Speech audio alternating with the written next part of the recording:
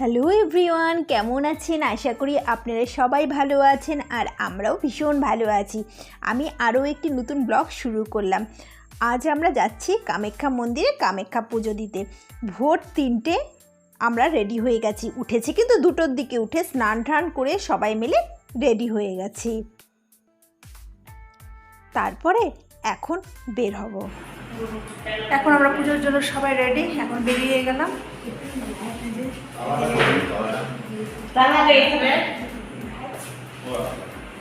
Ready, সবাই ready. চলুন তাহলে মন্দিরে গিয়ে আবার দেখা হবে।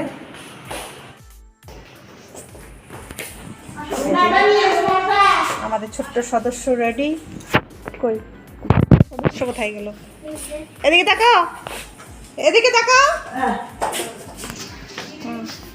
হাত দেখাও। চলো,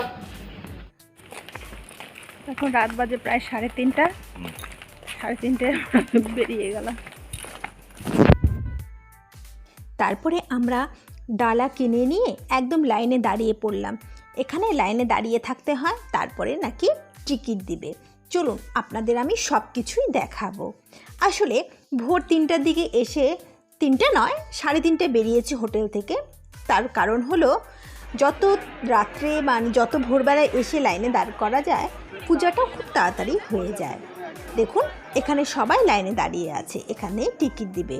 আর দেখুন শুধু লাইনে দাঁড়িয়ে না, এখানে বসার জায়গাও আছে। যারা দাঁড়িয়ে থাকতে বেশিক্ষণ পারবে না তারা বসেও থাকতে পারবে। মানে এত সুন্দর ব্যবস্থা এখানে। আগে এতটা ভালো ব্যবস্থা ছিল না, কিন্তু এখন এখানে ব্যবস্থা সত্যি ভালো। কেউ পুজো দিতে আসলে কোনো রকম অসুবিধাই হবে না। যাই হোক, আমরাও বসে আছি।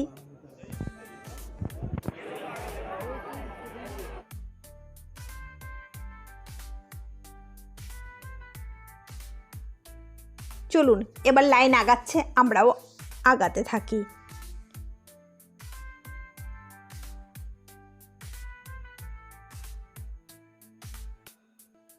এই ডালাগুলো আমরা কিনে নিয়েছিলাম প্রথমেই ঢুকতেই। ডালা বিভিন্ন দামের থাকে, আপনার 200, 250, 300, 400, 500 সব রকম দামেরই থাকে। তবে আমরা 500 টাকা দামেরই ডালাগুলো নিয়েছিলাম। মাকে তো একবারই দিব, তাই ভেবেছি একটু মন ভরেই মাকে দিব। যাই হোক, চলুন।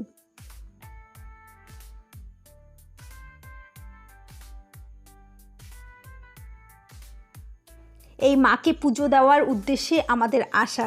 কতদিন থেকে ভাবছিলাম মাকে এসে একবার পুজো দিয়ে যাব, একবার পুজো দিব, কিন্তু সেই আর সময়ও হচ্ছিল না, সুযোগও হচ্ছিল না।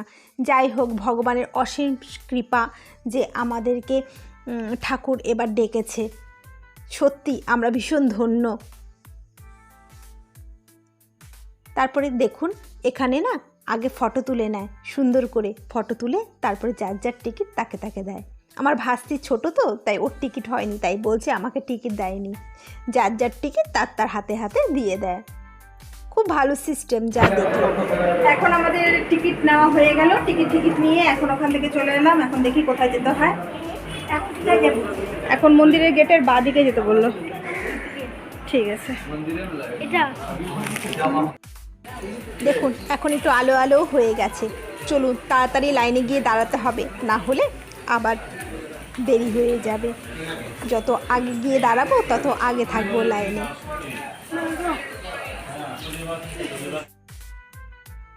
তারপরে এই লাইনে এসে আবার দাঁড়িয়ে আছি, কেউ বসেও পড়েছি আমরা।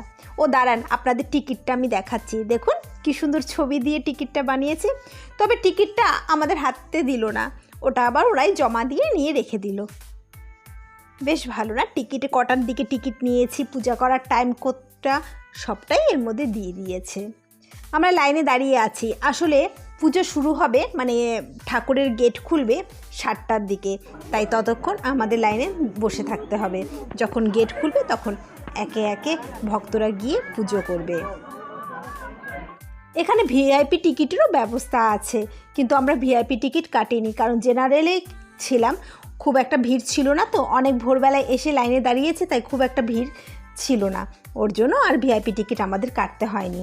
দেখুন এখানে লাইনের সাথে সাথে বসার জায়গা আছে, কিন্তু আমি আর মন্দিরের ভেতরটা আপনাদের দেখাতে পারিনি, কারণ কি ক্যামেরা অ্যালাউ ছিল না।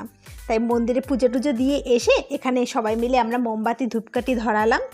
বাইরেটা যতটুকু পারছি ততটুকুই আপনাদের কাছে আমি শেয়ার করছি, ভেতরটা পারলাম না। যাই হোক, মা যেন সবাইকে আশীর্বাদ করে, সবাইকে ভালো রাখে। এখানে এসে মনটা যে এত ভালো হয়ে গেছে কি বলবো। জীবনে বাঁচার জন্য এই দিনগুলো যেন অনেকটা এনার্জি নিয়ে আসলো, অনেকটা অক্সিজেন পেলাম জানেন তো। এখানে এসে কি যে ভালো লাগছে কি বলবো। জানি না মা আবার কবে ডাকবে আমাদের, আবার কবে এসে মার চরণে একটু ফুল দিয়ে যেতে পারবো, একটু পূজা করে যেতে পারবো। আমার শাশুড়ি মাও ভীষণ খুশি ছিল পুজো দিয়ে।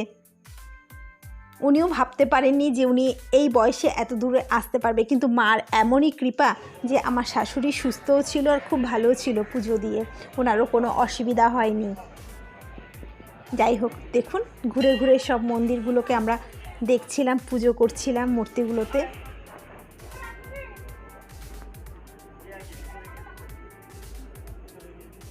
এই মন্দিরের ভেতরেই আমরা গিয়েছিলাম পুজো করতে, কিন্তু সেখানে ক্যামেরা করা নিষিদ্ধ ছিল। মায়ের মন্দির ভিতরটা ছিল একদম অন্ধকার, জানেন, শুধু প্রদীপের আলোই দেখা যাচ্ছিল।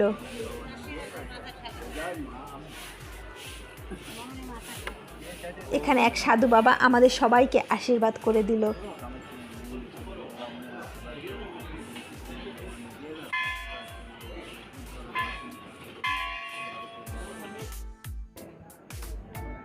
তারপরে কেউ যদি জল খেতে চাও, এখানে জলেরও ব্যবস্থা আছে।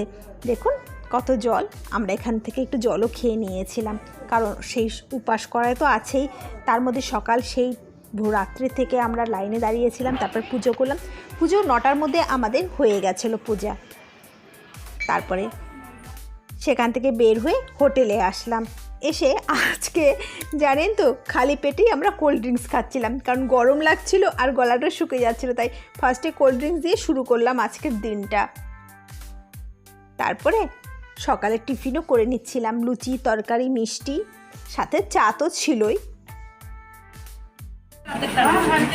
আমাদের এই যে পুজোটা দিয়ে হয়ে গেল, এখন এসে চা টা খাচ্ছি, সকালের খাবার খাচ্ছি, খেয়ে দিয়ে আবার রেস্ট নিয়ে আবার যাবো 12টার থেকে দোকানে প্রসাদ দেয়, ভোগের প্রসাদ নিতে যাবো, ততক্ষণের জন্য আসছি, আবার দেখা হবে।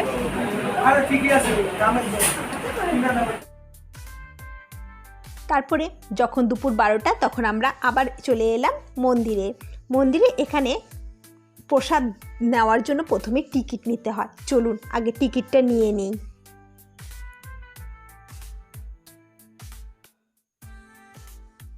এখানে বসে থাকতে হয়, তারপরে সবাইকে একে একে টিকিট দেয়। দেখছেন ওই যে টিকিট দিচ্ছে।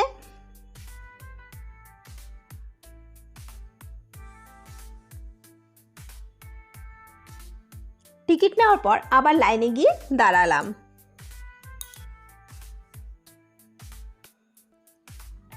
এই সেই টিকিট দেওয়ার, আর যেদিকে টিকিট দিচ্ছিল তার ডান দিকেই ছিল প্রসাদ দেওয়ার ব্যবস্থা। চলুন ভিতরে যাই। টিকিট নিয়ে একে একে সবাই ভিতরে চলে গেলাম। এই দেখুন এই জায়গাটাতে কি সুন্দর করে সাজিয়েছে না। তারপরে সবার টিকিট আমরা একে একে জমা দিয়ে দিলাম, ওই যে এখানে জমা নিচ্ছিল। জমা নেওয়ার পর সবাইকে একটা করে থালাও দিয়ে দিচ্ছিল প্রসাদ নেবার জন্য। তারপরে দেখুন খিচুড়ি, সবজি, পায়েস আর লুচি ছিল প্রসাদে। আপনারা খিচুড়ি আর তরকারি যত খুশি নিয়ে খেতে পারেন। পায়েস আর লুচিটা একবারই দেয়, কিন্তু খিচুড়িটাও হয়েছিল এত সুস্বাদু, মানে কি বলবো, এত ভালো হয়েছিল খেতে। প্রসাদ তো প্রসাদই, আমরা দুবার করে খেয়েছি, দারুণ লেগেছিল খেতে। এই যে এখানে প্রসাদ দিচ্ছিল, যার যত খুশি সে ততবার প্রসাদ নিতে পারে।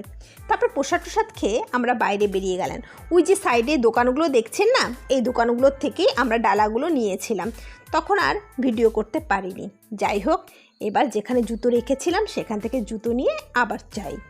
তাহলে আজকের ব্লগটা এই অবধি। আপনাদের কেমন লাগলো জানাবেন। তাড়াতাড়ি আরও একটি নতুন ব্লগ নিয়ে অবশ্যই আসবো।